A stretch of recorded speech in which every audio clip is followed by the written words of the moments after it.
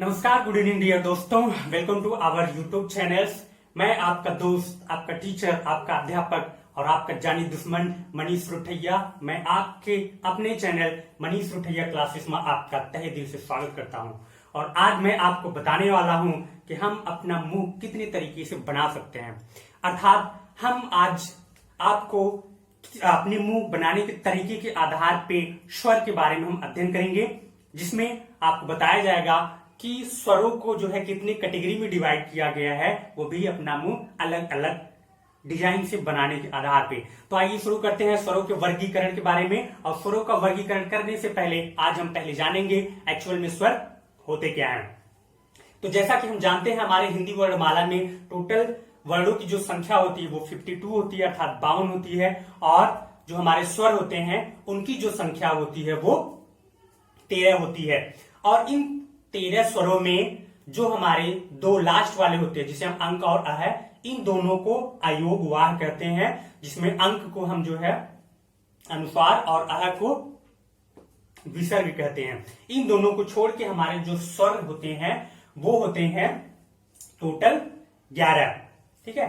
और स्वर होते क्या है, पहले तो हम ये जानेंगे एक्चुअल में स्वर होते क्या है।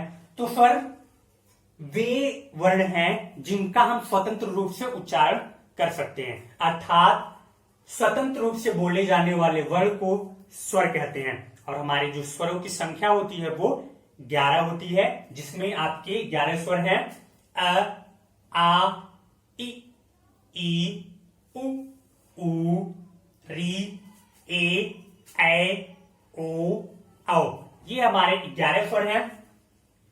और उसके बाद आती है हमारी मात्राएं। तो हमारी जो मात्राएं होती हैं वो सिर्फ 10 होती हैं, क्योंकि जो हमारा अ स्वर होता है, अ की कोई मात्रा नहीं होती, उसे लिखते समय हम कहीं भी यूज नहीं करते हैं। उसे छोड़ के अगर हम देखें तो हमारे जो मात्रा होंगे वो होंगे आ की मात्रा, छोटी की मात्रा, बड़ी की मात्रा, छोटा ऊ की मात्रा, बड़ा ऊ की मात्रा, री की मात्रा, ए की मात्रा, आई की मात्रा, ओ की मात्रा और औ की मात्रा। ये तो हो गए हमारे टोटल जो है स्वर और स्वरों की संख्या और मात्राएं। उसके बाद आइए हम देखते हैं स्वरों का वर्गीकरण।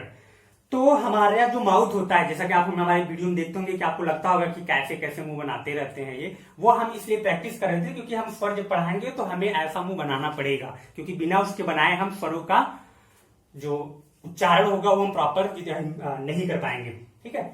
तो मुंह बनाने का आधार, अर्थात मुंह को ओपन करना, बंद करना, होठों को टेढ़ा करना, होठों को गोल बनाना, होठों को बंद करना, इन सब के आधार पे जो हमारे स्वर होते हैं उनको मुख्य रूप से 6 कैटेगरी में डिवाइड किया गया, यानी 6 भाग में बांटा गया है। 1 2 3 4 5 एंड 6। ये हमारे 6 कैटेगरी में जो आपका पहला है वो होता है, जो पहला हमने बेस लिया है मात्रा के आधार पे, अर्थात मात्रा और उच्चारण के आधार पे, यानी कि हम बोलते समय जो है जो हमारे स्वर होते हैं हम उन्हें कितनी कैटेगरी में बांट सकते हैं, यानी हम जब किसी भी स्वर को जब बोलते हैं तो उन्हें हम कितनी कैटेगरी में डिवाइड कर सकते हैं। तो उच्चारण के आधार पे जो स्वर होते हैं उनको 3 भागों में विभक्त करते हैं, जिसमें आपका पहला है ह्रस्व स्वर, या इसी को मूल स्वर भी कहते हैं। दूसरा आपका दीर्घ स्वर, तीसरा है प्लुप्त स्वर। अब देखिए ह्रस्व स्वर। ह्रस्व स्वर क्या होता है? ह्रस्व का मतलब होता है जिसे हम बहुत कम समय में बोल सके, यानी जिसमें बहुत कम टाइम लगे बोलने में, और जो छोटे होते हैं। यानी कि अगर हम स्वरों में देखें तो जितने हमारे छोटे वाले हैं, यानी छोटी मात्राएं जिसको हम बोलते हैं, या छोटा, जैसे हम कहते हैं छोटा अ, ठीक है, छोटी ई, छोटा ऊ, तो ये जो होते हैं हमारे ह्रस्व स्वर कहलाते हैं। ठीक है। यानी कि छोटा अ, छोटी ई, ऊ, ये हमारे ह्रस्व स्वर होते हैं। और जो री होता है इसको हम अगर ले लें तो ये चारों हमारे मूल स्वर कहलाते हैं। अब उसके बाद दीर्घ। दीर्घ का क्या मतलब होता है? दीर्घ का मतलब हम जानते हैं, दीर्घ का मतलब बहुत बड़ा। ठीक है। यहाँ लंबाई या मोटाई से मतलब नहीं है कि दीर्घ मतलब जो बहुत बड़ा है वो दीर्घ होगा, जो छोटा है साइज में वो जो हमारा ह्रस्व होगा। दीर्घ का मतलब यहाँ बोलने में जो है जिसमें अधिक समय लगे। तो वे स्वर जिनको बोलते समय हमें अधिक उच्चारण करना पड़े, यानी अधिक टाइम कंज्यूम करना पड़े, उनको जो हम दीर्घ स्वर कहते हैं। अर्थात जो बड़े वाले हमारे होते हैं, जैसे हम कहते हैं ना छोटा अ, बड़ा अ, छोटी ई, बड़ी ई, तो उसी तरह से जो बड़े वाले हैं, यानी जितने भी बड़े वाले स्वर हैं उनको हम दीर्घ स्वर कहते हैं। जैसे आपका आ, बड़ा स्वर, ये आपका दीर्घ स्वर हो गया। बड़ी ई, ठीक है, यानी ई जो हो गया ये भी दीर्घ स्वर हो गया। उसके बाद ऊ से ऊन वाला जो होता है वो भी दीर्घ स्वर है। ए, ये भी दीर्घ स्वर। ए, ये भी हमारा दीर्घ स्वर। उसके बाद आपका ओ, औ, ये जो है हमारे दीर्घ स्वर हैं। उसके बाद आपका आता है प्लुप्त स्वर। अब प्लुप्त स्वर क्या होता है? देखिए, प्लुप्त स्वर वे स्वर होते हैं जिनका उच्चारण बहुत लंबे समय तक किया जाता है। जैसे आप लोगों ने देखा होगा कि हम किसी को बुलाते हैं, ठीक है, तो क्या बोलते हैं? आपने गांव में, अगर जो गांव से बिलोंग करते होंगे ना, लास्ट में बुलाते समय रईस हो गया या राहुल हो गया तो लास्ट में आ लगा देते हैं ना। उसी तरह जैसे आपने मूवी में देखा होगा, आपने एक देखा होगा चांदनी चौक द चाइना, उसमें अक्षय कुमार जी चिल्लाते हैं, बोलते हैं दादा। तो ये जो हमारा स्वर है, ठीक है, यानी जो लास्ट में हम आप बहुत लंबे समय तक खींचते हैं, या जो सिंगिंग करते समय आलाप लेते हैं, खूब आ खींचते चले जाते हैं, ये जो होता है वो हमारा प्लुप्त स्वर कहलाता है। अर्थात जैसे हमने यहाँ पे एग्जाम्पल दिया राम, तो राम में क्या होता है? जब कोई भी बहुत दुखी होता है या मरने वाले होते हैं तो वो बोलते हैं हे राम, हे भगवान। तो ये सब जो होता है वो हमारा प्लुप्त स्वर आता है। ये तो हो गया पहली कैटेगरी। पहली कैटेगरी के आधार पे देखते हैं तो हमारा जो स्वर होता है उच्चारण के आधार पर डिवाइड किया गया है, और इसके आधार पे जो है उन्हें 3 कैटेगरी में डिवाइड किया गया। पहला आपका है हर्ष स्वर, दूसरा है आपका दीर्घ स्वर, तीसरा है आपका प्लुप्त स्वर।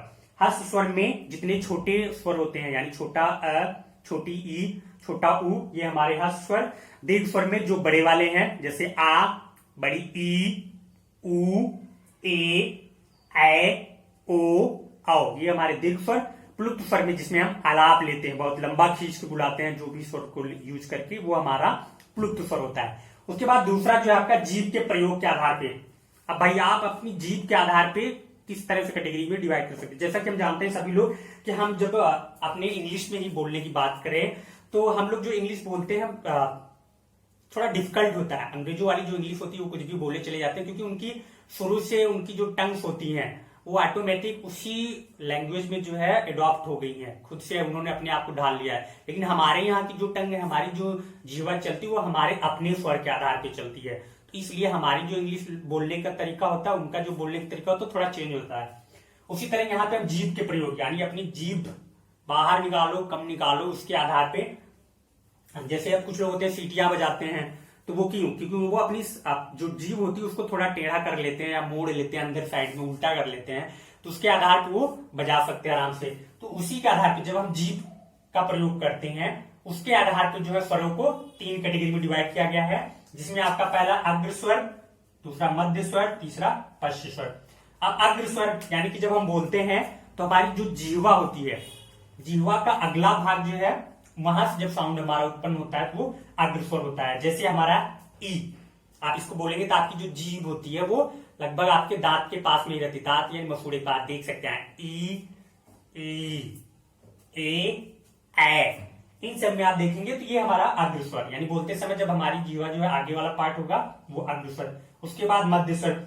मध्य स्वर में क्या होता है? आप माउथ सिंपल सा भी कर सकते हैं, हमारी जो जीभ होती है वो एकदम मिडिल में फिक्स रहती है। जैसे बोला हमारे मुंह में कोई चेंजेस नहीं आया, जैसे नॉर्मल होता है वैसे ही ठीक है। तो ये जो हो गया हमारा मध्य स्वर हो गया। उसके बाद पश्च स्वर। पश्च स्वर में जो भी हम साउंड निकालते हैं वो हमारा गले वाले पार्ट से निकलता है। जैसे आपका आ, ऊ, ओ, औ, ये जो हो गए हमारे पश्च स्वर, ठीक है। ये तो दूसरा कैटेगरी हो गया। अब तीसरा मुख खोलने के आधार पे, यानी हमारा मुख खुल रहा है कि बंद हो रहा है, इसके आधार पे जो है, इसके आधार पे भी स्वरों को 4 कैटेगरी में डिवाइड किया गया है, जिसमें आपका पहला है अर्ध विवृत, दूसरा अर्ध संवृत, तीसरा आपका संवृत और चौथा है विवृत। तो इसमें देखिए आप अर्ध विवृत का मतलब होता है जिसमें आधा वृत्त बने, ठीक है, यानी आधा मुंह खुले, उसके आधार पे। अब जितने भी हमारे स्वर हैं आप उस सबको बोल के देखिए किसमें हमारा आधा मुंह खुलता है। हमने बोला आ ई उ ए ऐ ओ औ, ये तो हो गया हमारा स्वर। अब इसमें हम देखते हैं हमारा आधा मुंह किसमें खुला। तो पहला होगा आ में आधा खुला रहता है, ए में भी आधा खुला, ओ आधा खुला है। आ, उसमें भी आधा खुला है। उसके बाद दूसरा है आपका अर्धसंवृत, इसमें आधा बंद रहता है। जैसे हमारा ए, ओ, इसमें ना तो पूरा खुला है ना तो पूरा बंद है, ना आधा खुला है ना, ठीक है, तो इसमें आधा बंद रहता है। उसके बाद आता है समृत, जिसमें पूरा बंद ही रहता है, इसमें ओपन होने का कोई चांस ही नहीं है। ठीक, जैसे आपका ई, उ, तो इसमें आप देखेंगे आपका जो माउथ होता है वो लगभग बंद रहता है। उसके बाद आता है विपरीत। विपरीत का मतलब होता है एकदम पूरा खुल जाए या पूरा गोल जैसा बन जाए। जैसे आप बोलते हैं आ में क्या होता है, जब आप पूरा मुंह खोलेंगे तभी आपका जो है साउंड जो है प्रॉपर आता है। अगर आप आ पूरा नहीं खोलेंगे, यानी मुंह पूरा नहीं खोलेंगे, तो आप बोल ही नहीं सकते, उसको अ ही बोलेंगे। जैसे आप कहेंगे नहीं, आ जो है बिना मुंह खोले बोल के दिखाओ, तो आप नहीं बोल सकते हैं। ठीक, तो इसके आधार पे जो है मुंह खुलने के आधार पे जो हमारे स्वर है उनको 4 कैटेगरी में डिवाइड किया गया। उसके बाद चौथा आपका होठों की स्थिति के आधार पे, यानी हमारे होठ कैसे होते हैं, होठ खुलते हैं, बहुत टेढ़े होते हैं, बहुत पतले या मोटे टाइप बना लेते हैं। ठीक है, तो उसके आधार पे जो इनको 2 कैटेगरी में डिवाइड किया गया। पहला अवृत्त मुखी।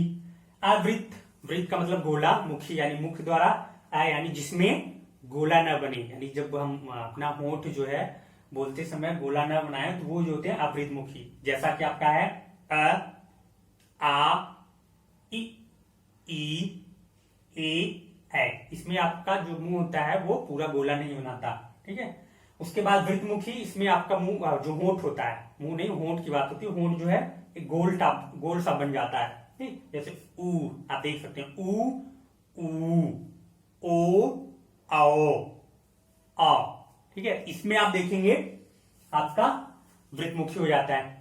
इसके बाद हवा के आधार पर, यानी हम जब बोलते समय हमारे मुख से जो वायु निकलती है, जो हवा निकलती है, उसके आधार पर भी स्वरों को जो है 2 भागों में डिवाइड किया गया है। पहला आपका मौखिक, दूसरा अनुनासिक। तो मौखिक में जितने भी हैं हमारे स्वर, ठीक है, आ, ई, उ, ए, ऐ, ओ, आओ, ये हमारे जो है मौखिक है। उसके बाद आता है अनुनासिक, यानी कोई भी जो स्वर हम बोलते हैं जिसमें थोड़ा नाक सी आ जाती है आवाज। ठीक है, तो जैसे इया, ठीक है, इया हो गया, या इंख है, जैसे बोलते इंख है, तो ये सब जो होते हैं हमारे अनुनासिक, यानी उन स्वरों को बोलते समय जब नाक से आवाज आए, जैसे हमारे हिमेश रेशमिया गाते हो सुरूर, तो ये सब जो उनकी आवाज आती है वो नाक से आती है, तो इसलिए उसको हम अनुनासिक कहते हैं। ठीक, तो इस तरह से हवा निकलने के आधार पे माउथ के द्वारा उसको मौखिक और अनुनासिक कैटेगरी में रखा गया। उसके बाद घोषत्व के आधार पे देखिए, घोषत्व में भी हमारा 2 होता है, एक सघोष और अघोष। लेकिन यहाँ पे स्वरों की बात की जाती है तो सघोष और अघोष होता क्या है। देखिए, सघोष जो होता है यानी वे स्वर जब हम बोलते हैं तो बोलते समय हमारे गले में या माउथ में जहां से भी हम स्वर को निकालते हैं उनमें कंपन हो। ठीक है, जब आपको लगे कि कंपन हो रहा है, थोड़ा सा उसमें आवाज जो है कंपन टाइप की आ रही है, ठीक है, जिसमें थोड़ा समय लग रहा है, तो वो जो होंगे हमारे सघोष होंगे। ठीक है, तो यहाँ पे जितने भी हमारे स्वर होते हैं, यानी 11 स्वर जो हैं सब के सब हमारे सघोष होते हैं, यानी इनको बोलते समय हमारे माउथ में कंपन होता है। जैसे हमने बोला आ, ई, उ, ए, ऐ, ओ, आओ, अंक, अह। अंक, अह हमारे स्वर नहीं, अयोग वाय हैं, यानी अनुस्वार और विसर्ग हैं।